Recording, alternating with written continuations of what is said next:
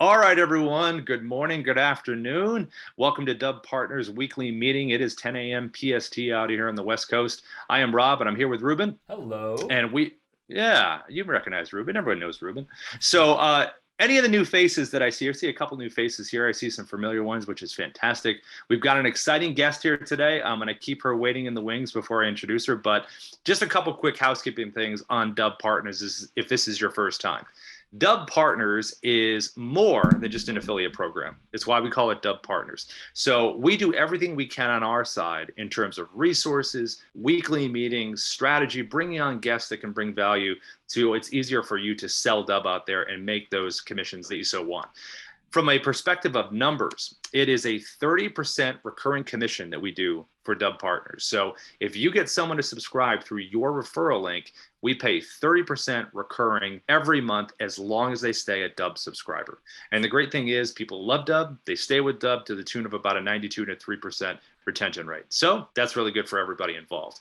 Within your Partner Stack account, when you created your Dub partnership, within your Partner Stack account, we have a wonderful area called Resources.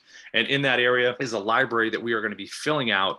We already have a bunch of videos in there, Dub Academy. We have logos. We have 13 ways to promote Dub, everything you could possibly want in terms of how to learn and promote. So that's something we're really big on. So without further ado, I would like to put it over to Ruben actually to introduce someone that he interviewed yesterday, and she is fantastic. I'm so excited to ask her some questions. Ruben, who do we have waiting in the wings? Who is this? Yes. So we have our good friend Nina here from Clockwork Productions. Encourage you guys to check out Nina on LinkedIn, make a connection with her. She has been with Dub for some time now, and she has a very interesting background when it comes to production and storytelling and all sorts of really great things. And now as a video coach and as just a genuine communication expert, just want to bring her on the stage.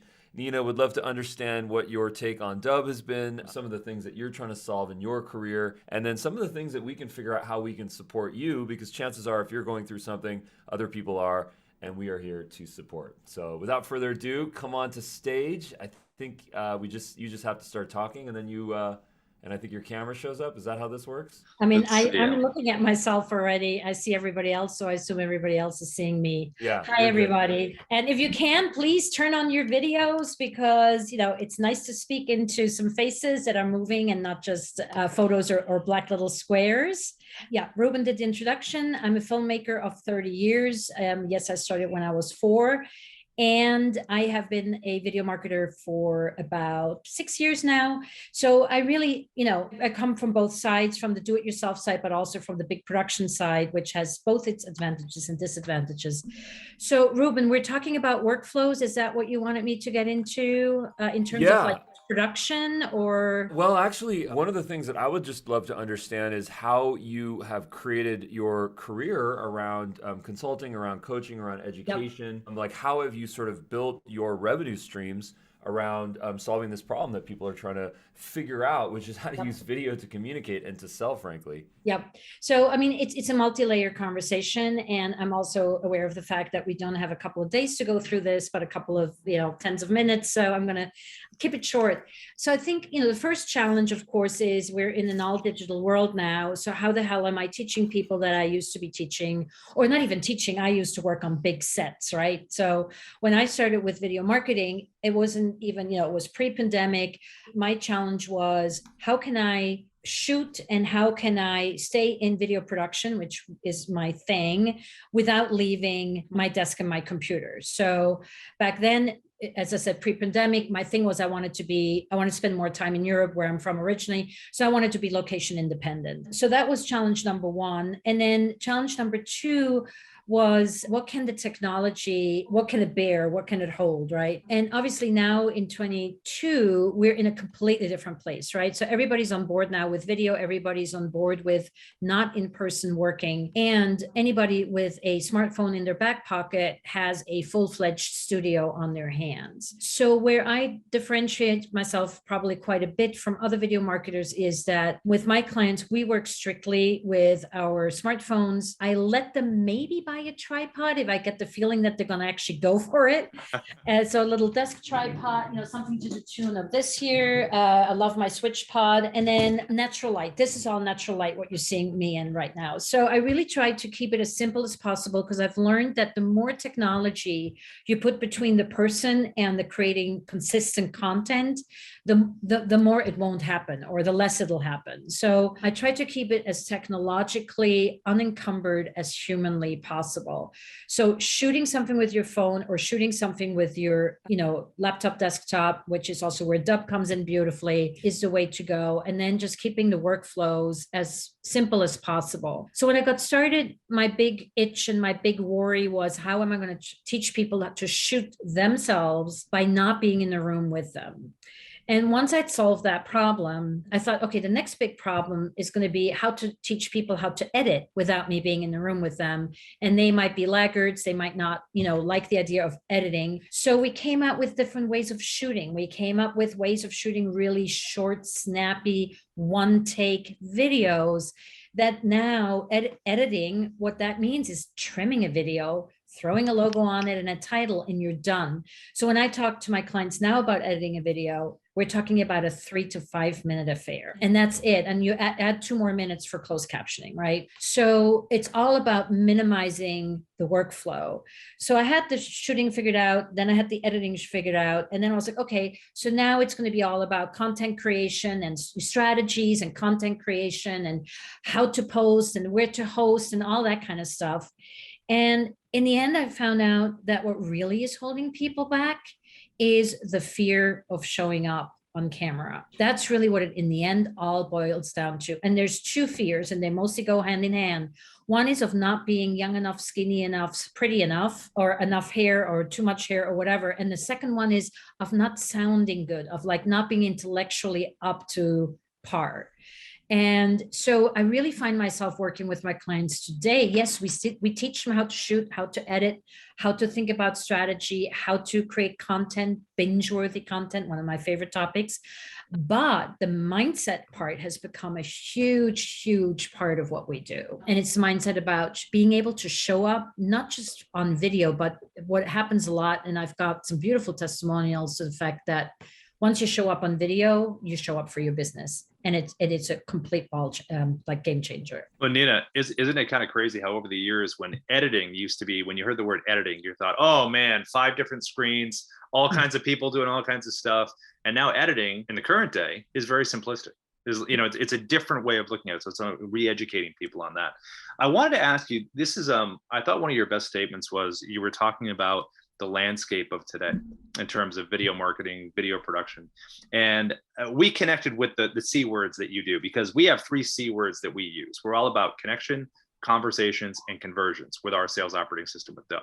But for you, you talk about the world, you saw the need for consistency, community, confidence, and clarity. So talk a little bit about that, how you kind of noticed that and then acted. Yeah. Well, so, this is what happens when you sit with a marketing person and you get stuck in your alliterations, right? So, and clockwise as a C word too, right? So so where that came from is that I've been talking about consistency from day one on, because as with everything in our worlds, if we don't stick to it, it's not going to amount to much or anything at all, right? So, brushing your teeth once in a while, or brushing your teeth really a lot one month and then not at all for the next 2 months, that's not going to work out. And I feel like video marketing is somewhere in that ballpark too, right? If you're not posting consistent video content on social media, and I might also want to add who my target audience is, because I think that might also clarify a couple of things. So I work exclusively and only with service providers, because as a service provider, you are the product, right? If you are a bakery or a bike store, or you run a dog grooming business, you have products to show, right? Baked goods, a nice bike, a groomed dog, whatever. But if we are accountants, business coaches, brokers, etc., this is it, right? This is the product you're selling.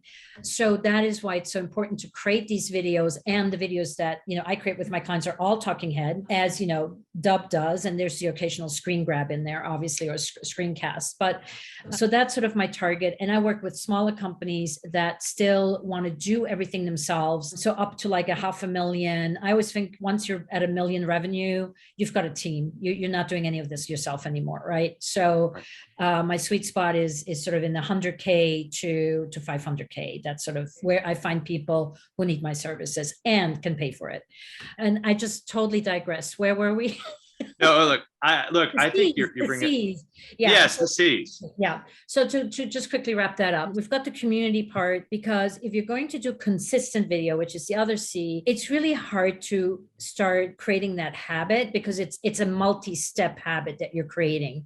So doing it in the setting with a community where other people are posting videos as well, other people are, creating and then posting videos. It's a community that gives you the support, it gives you the accountability, and it also gives you a lot of inspiration, because seeing everybody else's content on a weekly basis gives you ideas for your content. And once you're in a group like that, ideas just keep coming, conversations keep coming, etc. And then the clarity is just that if you're not clear on what you're offering and whom you're selling to, you're going to have a muddled message, and a muddled message, the videos can be absolutely awesome. If you're not clear on your messaging, you're not going to sell. And then the last one, the confidence, is what we had talked about at the very beginning, which is, the having the confidence to show up on video, both intellectually and physically. Why do you think, in general, and maybe you could speak to through the years, why is visual storytelling so effective? I mean, there's the chemical, balances in our brain, which I'm not going to talk to because I'm not a neuroscience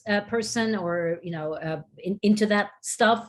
But there's very clear numbers that show that if there's a moving image, there's, X amount more probability that somebody will pay attention. And we're talking like X hundreds, right? Or X thousands, not just like 20% more. And then in addition, it's also we're conditioned to connect to other faces. That's just our human condition. And people buy from people. They don't buy from an animation or from a graphic or from text.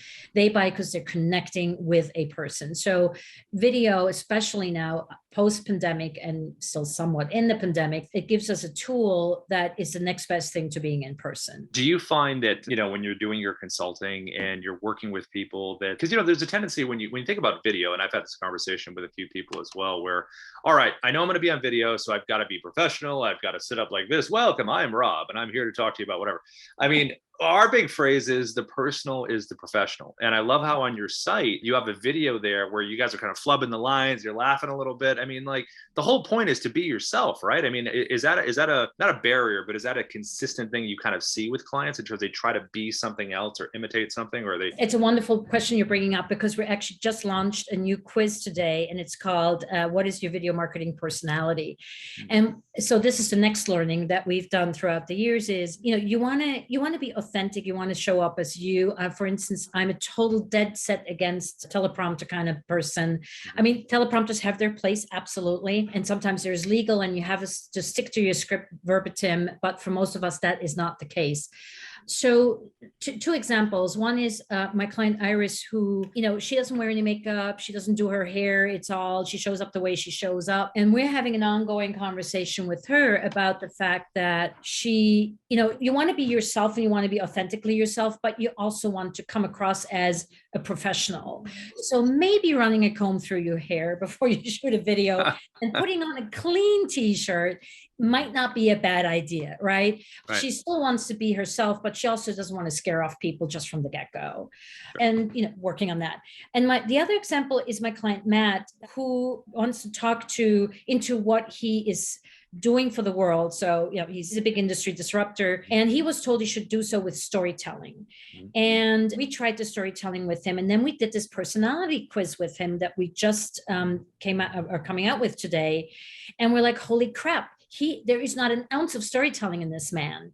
Mm. He's all about being an educator. We ran the quiz on him a couple of weeks ago when we were creating it, and I was like, crap, I need to apologize to you. I'm so sorry I tried to box you into the storytelling thing when that is not you. And now that we have him clearly defined, and I mean, a lot of people are a mix and match of Sure. several personalities, but now that we know that he falls squarely into the educator, now we can create content. And now all of a sudden his videos are getting traction that they haven't until now. Because he would start a video talking about Joe and Jim, and then halfway through the story, he drops Joe and Jim, and he goes back into his intellectual, thingy ding that is his thing, and it leaves people confused. Yeah, So and that's the last place you want to be at the end of watching a video. I don't know what to do, and I'm confused. That's the last thing. Clarity, right? Clarity, right there. Right. Now, is there? I've noticed, especially when I'm talking to the Dub partners here, and whether it's directly selling Dub or indirectly selling Dub. When I say Dub, I mean video in general. So, like with your clients, have they noticed or felt, or have you kind of reiterated that video is really a bridge in terms of what they're doing that kind of enables them to do what they're doing, regardless of what their product, service? This is the way to do it. So, I mean, video, number one is video is a tool, right? So I always say, I want you to look at video like you look at writing an email to someone. It should be that simple. It should be more or less that fast. And when you write an email, you're not thinking about the formatting as much as you're thinking about, what do I want to say? Whom am I saying it to, in reverse order? And what do I want the outcome to be, at the end of that email? And it's no different with video. There are personalities, and there's other personality quizzes out there, which are you audio? Are you video? Are you written? Are you visual? Are you, whatever? I think in the end, everybody benefits from doing some video, be it that some people just embrace it fully like we do, and I mean we kind of have to, we're video marketers, or whether it it is something that you do maybe once a week. But I think having some video out there and having video out there that introduces you, it's just such an amazing tool that is selling for you while you are doing other things. Right. And if you're doing pre-produced video, you control the message, right? You control what you're saying, how you're saying, when you're saying it, to whom you're saying it, and that's the beauty of it. And how about in terms of course creation? The education part of this, like where does that fit in with what you're doing? Huge. It's huge. Yeah. And there again, I mean, I have a whole list of pet peeves, and one of them is, and the older you get, the longer that list gets. And mine is pretty long at this point. And the one thing where I'm super not happy about is when I'm taking a course and I'm looking at 90-minute replays of a course given or a workshop given. That is such a freaking waste of my time. I don't need to see the first 15 minutes of banter. I don't need to see the sales pitch because I already been sold on it because I'm paying for it and I'm in your course. And I don't need to see at the end, I just can, stop it when I want. So for course creation, we have ours on Kajabi. And I make very sure, and I put a lot of time and thought into, is how short can I make the videos? I'd rather have 10 videos in a chapter that are each 2 or 3 minutes long, or maybe an occasional 10-minute one, than have one long 40 or 50-minute video, right? So making it digestible, it's very similar to how we do content for online.